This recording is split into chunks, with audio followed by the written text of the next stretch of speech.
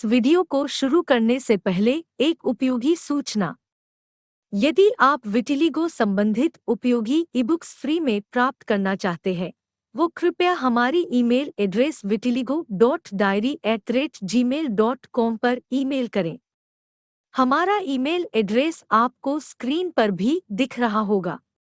आपको ये ईबुक्स बिना शुल्क के, बिल्कुल मुफ्त में आपकी ईमेल एड्रेस पर भेज दी जाएंगी। आइए अब आज का टॉपिक डिस्कस करते हैं। मुझे विटिलिगो है। क्या मेरे बच्चे को भी विटिलिगो हो जाएगा? ये सच है कि विटिलिगो कुछ लोगों में आनुवांशिक तौर पर भी हो सकता है। इसका मतलब ये हुआ कि यदि आपके परिवार में या आपके नज़दीकी रिश्तेदारों में किसी को विटिलिगो हो, तो आपको भी अपने जीवन में कभी विटिलिगो होने की संभावना बढ़ जाती है। लेकिन ये ज़रूरी बिल्कुल नहीं होता कि ऐसा 100% केसेज में हो, बल्कि ज़्यादातर केसों में ऐसा नहीं होता है। समय समय पर वैज्ञानिकों और डॉक्टर्स द्वारा किए गए अलग अलग केस स्टडीज और सर्वेज में ये पाया गया है कि 20 से 30% केसेज में विटिलिगो आनुवांशिक तौर पर होती है। इसका मतलब ये हुआ कि 70 से 80% केसेज में बगैर आनुवांशिकता के विटिलिगो होता है। अब देखने वाली बात ये है कि ये रेंज 20 से 30% कैसे निकलकर सामने आई। आइए इस बारे में थोड़ा और डिटेल में जानते हैं।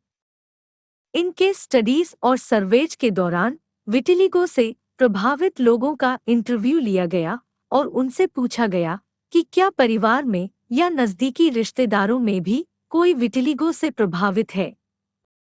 किसी स्टडी में ये आंकड़ा 20% आया और किसी में 25% तो किसी में 30% तक चला गया। यही कारण है कि कोई एक डेफिनेट संख्या न बताकर इसको रेंज में 20 से 30% कहा जाता है।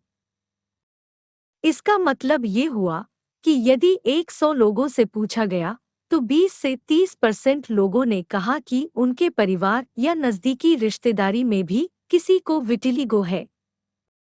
और दूसरी ज़रूरी बात यह है कि ये आंकड़ा किसी वैज्ञानिक रिसर्च से नहीं, बल्कि लोगों द्वारा दिए गए जवाब से निकल कर आया है। अब हम थोड़ा आगे चलते हैं और इस आंकड़े को और अच्छे से समझने की कोशिश करते हैं।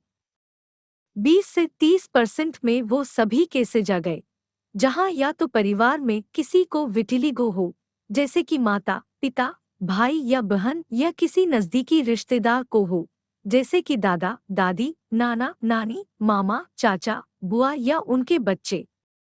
इसलिए यदि हम केवल उन केसेज की बात करें जहां माता या पिता के बाद उनके बच्चे को भी विटिलिगो हुआ हो, तो वो केसेज तो शायद 10% से भी कम होंगे। क्या सिर्फ आनुवांशिकता अकेले ही विटिलिगो के लिए जिम्मेदार हो सकती है? हमने अभी ये समझा कि माता या पिता से बच्चे को विटिलिगो होने की संभावना केवल 10% या उससे भी कम होती है। लेकिन क्या इन 10% केसेज के अंदर भी सिर्फ आनुवांशिकता अकेले ही विटिलिगो के लिए जिम्मेदार होती है, या आनुवांशिकता के साथ और दूसरे कारण भी होते हैं? University of Colorado health sciences centre America में किए गए एक केस स्टडी में ये पाया गया कि जुड़वा लोगों में यदि एक को विटिलिगो है तो केवल 23% केसेज में ही दूसरे को भी अपने जीवन काल में कभी विटिलिगो हुआ। जबकि जुड़वा लोगों में तो डीएनए काफी हद तक एक जैसा ही होता है। इसलिए यदि जीन्स ही एकलौता कारण होता तो 23% नहीं, बल्कि 100% जुड़वा लोगों में विटिलिगो होना चाहिए था। इसका मतलब ये हुआ कि आनुवांशिकता विटिलिगो होने का एक कारण हो सकता है, लेकिन ये तब तक प्रभावी नहीं होता जब तक कि इसके साथ कोई दूसरा कारण भी जुड़ ना जाए। और सबसे बड़ी बात ये है कि ऐसा कोई भी तरीका नहीं है जिससे कि आप ये जान पाए कि यदि आपको विटिलिगो है तो आपके बच्चे को भी होगा या नहीं।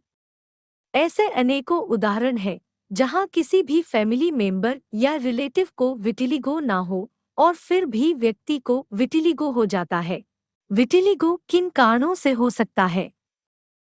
विटिलिगो एक ऑटोइम्यून समस्या है और अभी तक इसका कोई सटीक कारण सामने नहीं आया है। इसलिए यदि कुछ मुख्य कारणों की बात करें तो वो इस तरह से है।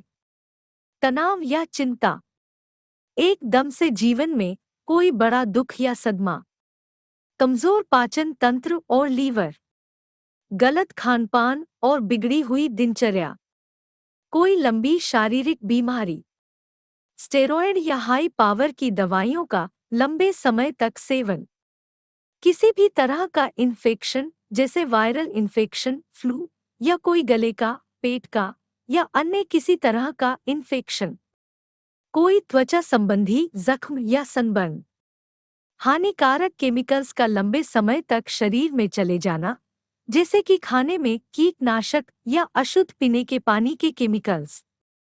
यहाँ हम देख सकते हैं कि आनुवांशिकता के अलावा भी बहुत से कारण हो सकते हैं।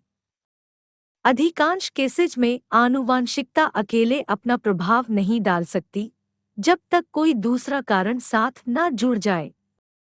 उदाहरण के लिए, यदि किसी व्यक्ति के परिवार में किसी को विटिलिगो हो और वो खुद भी काफी तनाव में रहता हो या उसकी लाइफस्टाइल और खानपान काफी बिगड़ा हुआ हो, तो शायद उससे विटिलिगो होने की संभावना बढ़ जाएगी।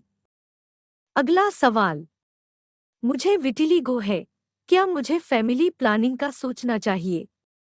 यदि मेरे बच्चे को भी विटिलिगो हो गया तो जैसा कि हमने समझा कि इस बात की बहुत ही कम संभावना है कि आपसे आपके बच्चे को भी विटिलिगो हो जाए, और ऐसा होगा कि नहीं, ये पता करने का कोई तरीका ही नहीं है, ये सिर्फ चांस की ही बात है।